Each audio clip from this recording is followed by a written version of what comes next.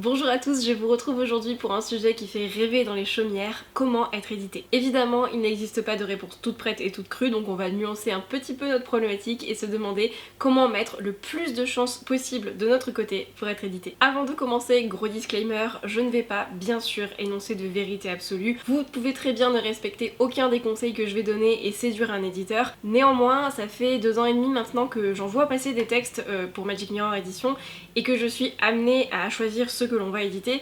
Du coup, je commence à avoir une vision assez claire de ce qui m'agace et au contraire de ce qui me met dans de bonnes dispositions en tant qu'éditrice. Je lis chaque manuscrit, je remplis des fiches lecture à leur sujet et je suis amenée à lire toutes les fiches complétées par les membres du comité de lecture afin d'en rédiger des synthèses. Du coup, les quelques conseils qui vont suivre sont issus de ma propre expérience et aussi de ce que j'ai pu constater auprès du comité de lecture Magic Mirror. Ils sont donc tout à fait valables si vous souhaitez un jour être édité chez Magic Mirror Édition. Ils sont plus ou moins à adapter en fonction de la maison d'édition que vous visez, même si vous allez voir qu'ils sont tout de même d'ordre assez général. Le premier conseil que je vais vous donner va peut-être vous paraître évident, il n'en demeure pas moins primordial.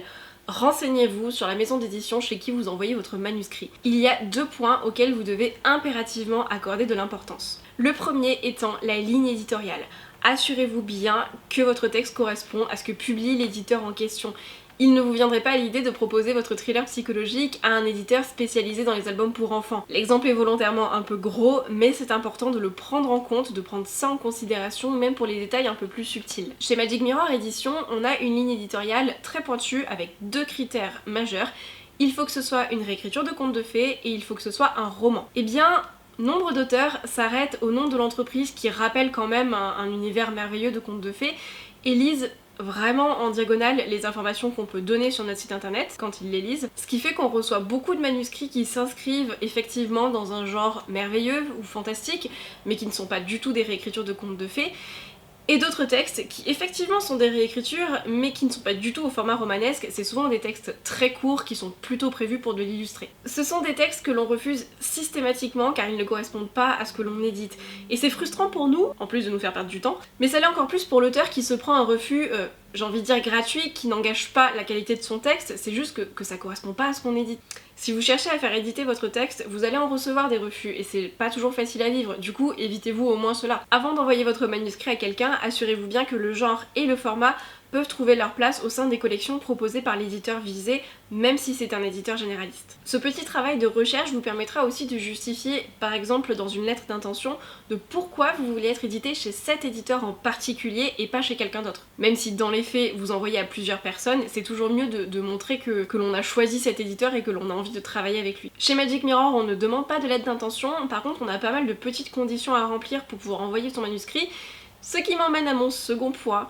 Renseignez-vous sur les protocoles de soumission. Chaque éditeur va avoir des demandes spécifiques. Chez Magic Mirror par exemple, on demande une page de garde qui comporte des infos particulières, notamment le compte revisité, ce qui me permet de voir rapidement quand il n'y a pas de compte, et un résumé de l'œuvre. D'autres maisons vont demander d'autres choses, d'autres infos, des formats spécifiques, parfois des mises en page déjà particulières, et c'est important de les respecter, parce que si vous ne le faites pas, au mieux l'éditeur va vous demander de remédier à ce qui ne va pas, ce qui va faire perdre du temps à tout le monde et ce qui peut nuire à votre image en vous faisant passer pour quelqu'un qui n'est pas attentif. Au pire, votre soumission va passer à la trappe et on ne vous répondra jamais. Deuxième conseil, et pas des moindres, soignez votre style, c'est tellement important. Bon, évidemment, il y a l'orthographe, même si pour moi ce n'est pas le plus essentiel.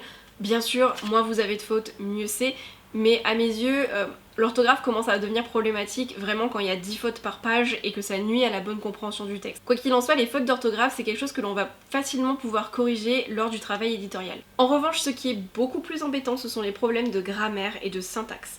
À titre personnel, si je tolère quelques coquilles, je ne supporte pas de lire une phrase, de buter dessus, de la relire 4 fois, de ne pas la comprendre et de réaliser qu'elle ne respecte juste pas les règles de la langue française et ou qu'elle ne veut rien dire. Pour moi, c'est complètement rédhibitoire et malheureusement ça arrive plus souvent qu'on ne le pense.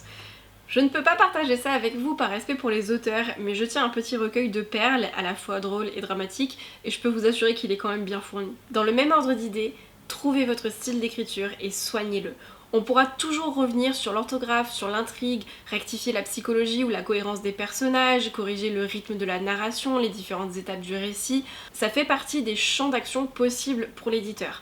En revanche, votre style d'écriture, c'est quelque chose qui vous est propre et que personne ne pourra développer à votre place. Sur le sujet, plusieurs écoles s'affrontent, mais personnellement, votre histoire aura beau être intéressante, si elle est mal écrite, je n'aurai pas envie de la lire jusqu'au bout. Alors qu'est-ce qu'un bon style ? C'est vraiment difficile à définir. Déjà, écrivez en français correct, ça peut aider. Il faut que votre style vous soit propre et qu'on n'ait pas l'impression de lire quelque chose qui aurait pu être écrit par quelqu'un d'autre ou pire, par un robot. Sans atteindre ce niveau, si vous avez déjà lu des auteurs classiques, vous savez que l'on peut reconnaître du Proust, du Zola, du Gide en lisant seulement quelques phrases parce que ce sont des auteurs qui ont leur propre style et qui ont le talent de plier la langue française à leur projet littéraire. Après, le talent, le style, ce n'est pas une fatalité, ce n'est pas un don que l'on a ou que l'on n'a pas, ça se travaille.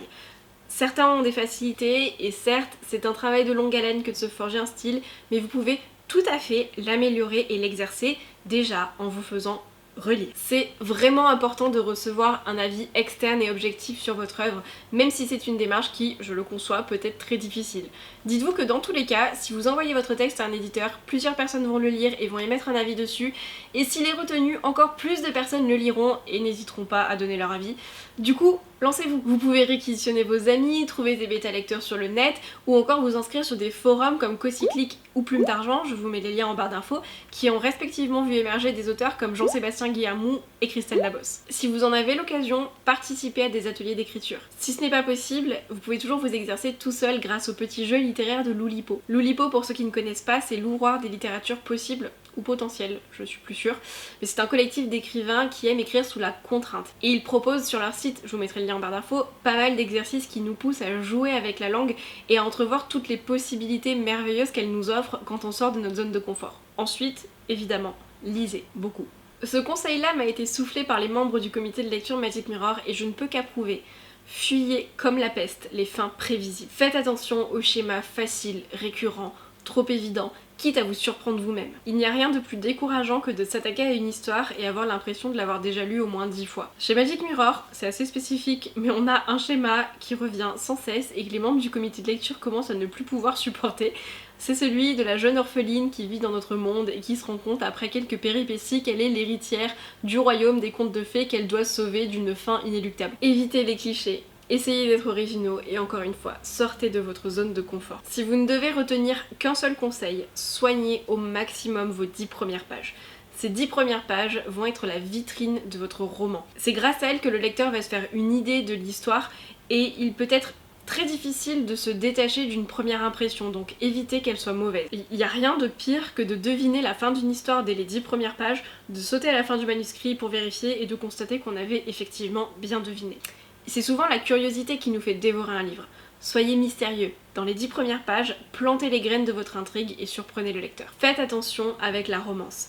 Essayez de vous éloigner au maximum des clichés mielleux que vous avez peut-être lus dans des mauvais romans young adultes. Et par pitié, ne faites pas tomber votre héroïne folle amoureuse au premier regard du bad boy ténébreux mais très beau de service. C'est insupportable. Comme dans la vraie vie, dans la fiction, une relation ça se construit, ça se travaille et c'est aussi fait de petites déceptions et de nuances. Vous pouvez très bien faire de la romance le pivot central de votre histoire mais le faire avec subtilité et originalité. Comme par exemple, Christelle Labosse a très bien su le faire dans La Passe Miroir. Non, je ne suis pas obsédée par La Passe Miroir du tout. Cette idée me pousse vers le conseil numéro 5 qui la complète. Offrez une cohérence comportementale à vos personnages. Pour être captivé et ne pas sortir de la lecture, pas mal de lecteurs ont besoin de s'identifier aux personnages. Et pour s'identifier, il faut que les personnages en question aient un comportement de vrais gens. C'est valable pour les cas de romance et de relations sociales, mais ça s'étend vraiment à tout. Vos personnages doivent être crédibles. Hors cas spécial de personnages fous par exemple, leur comportement et leurs réactions doivent être logiques et cohérents avec l'univers dans lequel vous les avez placés. Même si vous mettez en scène un elfe des bois qui pratique la magie au fin fond d'un univers médiéval fantasy, il doit avoir une certaine véracité psychologique. Faites des fiches de personnages, créez, construisez un caractère pour vos protagonistes et tenez-vous-y. Si à un moment donné, pour que votre intrigue avance, votre personnage doit faire quelque chose de débile, d'illogique ou de contraire à son caractère, c'est que soit votre personnage, soit votre intrigue, soit les deux sont mal construits. En tant que lecteur, ça sort vraiment de la lecture de se dire « mais what ?